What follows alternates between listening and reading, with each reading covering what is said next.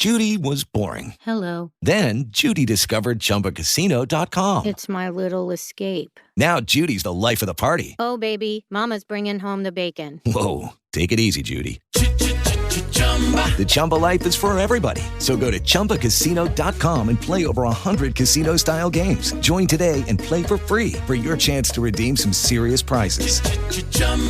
ChumbaCasino.com. No purchase necessary. Void where prohibited by law. 18 plus terms and conditions apply. See website for details. Hey all, welcome back to the Real Life Pharmacology Podcast. I'm your host, pharmacist Eric Christensen. Thank you for listening today. Go check out reallifepharmacology.com. Snag a free 31-page PDF on the top 200 drugs. Great little study guide if you're going through board exams, pharmacology exams, final exams, things like that. So definitely don't hesitate to snag that for free. Simply an email. We'll get you access to that. And then, of course, we'll get you updates on when we've got new podcasts out, which are usually on a weekly basis, as well as any other new content as well. So, again, reallifepharmacology.com. Go check that out. All right, so let's talk about the drug of the day today, cetirizine. Brand name of this medication is Zyrtec. It is classified as an antihistamine. So I have covered some antihistamines in the past, particularly more so some of the first generation antihistamines, such as hydroxyzine, diphenhydramine. Now, cetirizine differs from those in that it is classified as a second generation antihistamine. And the biggest thing with second generation antihistamines, and I'll get into it when I talk about adverse effects a little bit, is they have generally less anticholinergic adverse effects. So that's definitely a good thing because there's plenty of issues with that if you've listened to the Benadryl and the hydroxyzine podcasts in the past. So being an antihistamine, allergies is probably the primary reason that I'm going to see a patient on this for an extended period of time. Occasionally you see it used for itching, sometimes some acute allergic reactions in rare situations. More often I would say I see diphenhydramine used for a more serious allergic reaction to something. But in general for seasonal allergies and things like that, you're probably going to see more second generation antihistamines like cetirizine and loratadine, which I'll probably cover in a future episode. So mechanistically, understanding that they're antihistamines, they essentially reduce activity binding of histamine at the H1 receptor. Now, remember that differs from H2 receptors. So again, H stands for histamine. So histamine 1 receptors, we're more focused on targeting the respiratory tract, obviously, if we're managing seasonal allergies. Now, H2 receptors are more abundantly found within the GI tract, and those agents that are used to target H2 receptors are H2 blockers, so things like famotidine, for example. So, again, very important. I've seen that come across in pharmacology exams and things like that, understanding the difference between the histamine 1 and histamine 2 receptors.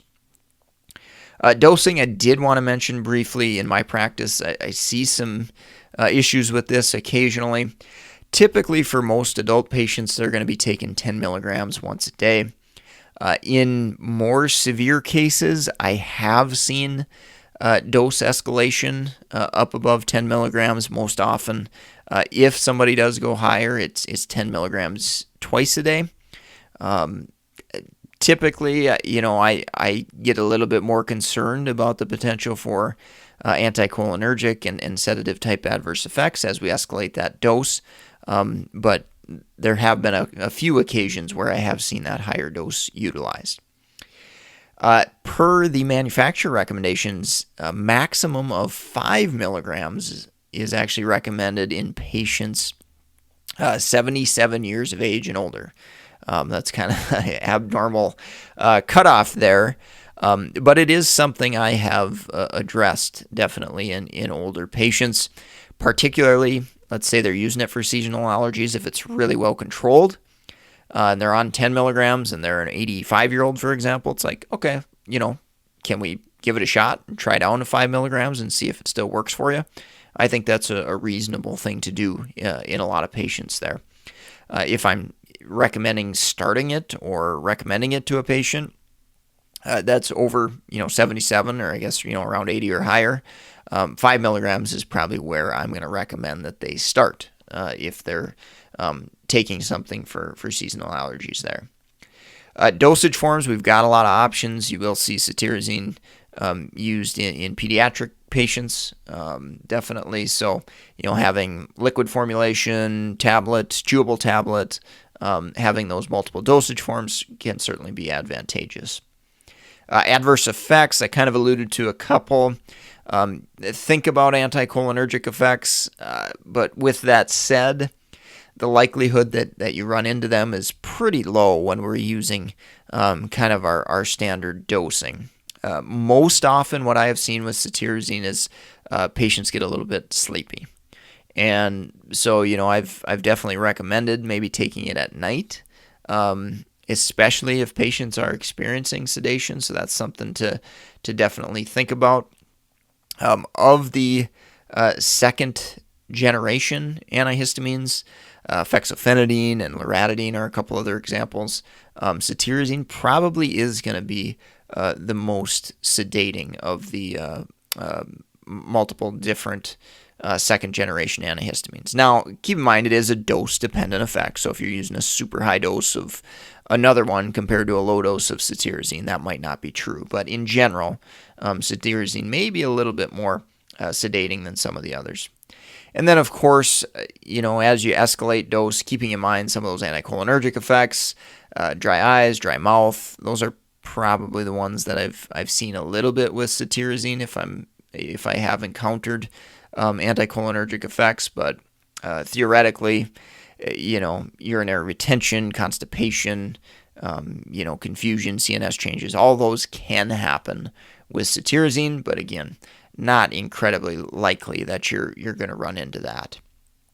Monitoring parameters. So we don't have any labs to monitor. That's nice. So really what you're going to do is monitor symptoms, probably monitor for adverse effects like sedation and dry mouth and things like that. But having the no labs is certainly a nice thing.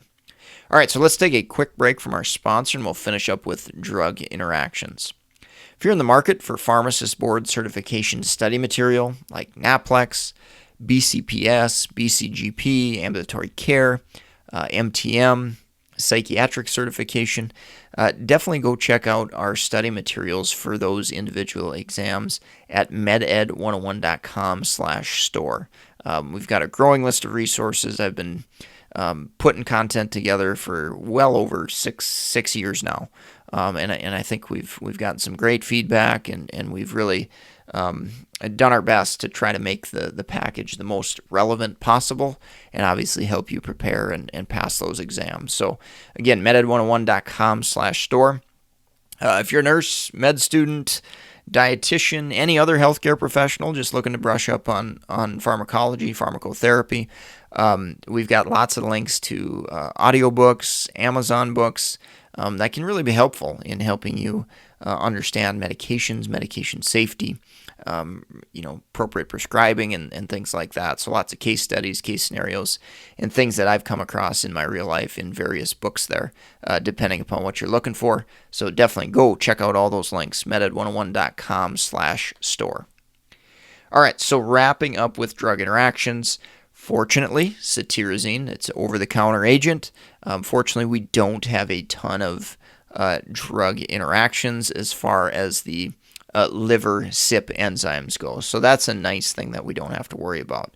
The biggest concerns that I run into, so if you've got a patient that's presenting with sedation or they're overly sedated, certainly we got to think about some of these agents adding up and contributing to sedation. So your opioids, alcohol, Z-drugs, maybe older anticholinergics, things like that, with sedative properties could have additive potential.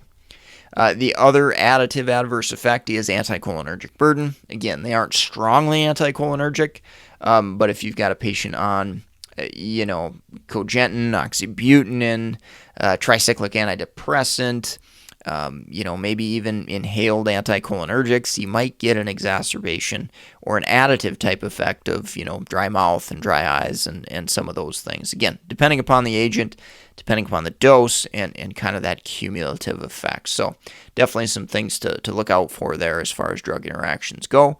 But cetirizine avoiding the CYP enzymes is definitely a nice thing. All right, so that's going to wrap it up for today. If you enjoyed the show, found it helpful, leave a rating review on iTunes or wherever you're listening.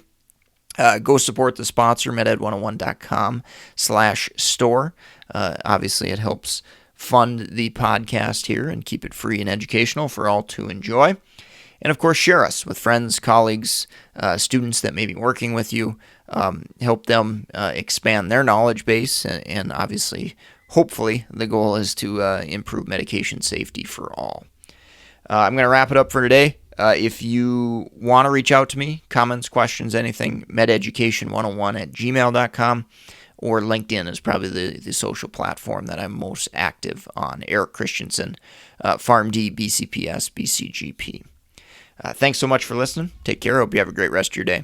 Looking for a new career? Welcome to Do HVAC Training Service Center in North Charleston. Enroll today in our comprehensive HVAC training hands-on field experience-based program, covering troubleshooting, maintenance, installation, and more on various HVAC systems and ductwork. We offer EPA and NAEP preparation and testing, along with various certifications. Enjoy payment options. Achieve certification in under 5 months. Enroll now for your new journey of skill development and career advancement. Log on to dewhvactrainingsc.com to inquire.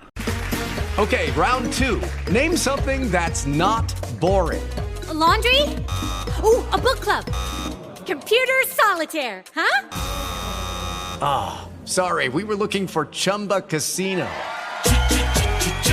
That's right, ChumbaCasino.com has over 100 casino-style games. Join today and play for free for your chance to redeem some serious prizes. ChumbaCasino.com. No purchase necessary. Void where prohibited by law. 18+. Terms and conditions apply. See website for details.